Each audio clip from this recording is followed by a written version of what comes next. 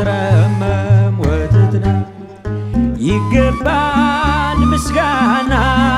ይገባል ውዳሴ ሁሉን ለፈጠረ ለቅድስት ሥላሴ ከዘመናት በፊት ቀድሞ የነበረ ፍጥረቱን በሙሉ ለክብሩ ፈጠረ። ሥላሴ ትትረመም ወትትነከር ሥላሴ ወትትነከር ሥላሴ ትትረመም ወትትነከር ሥላሴ ትትረመም ወትትነከር በኪሩቤል ጀርባ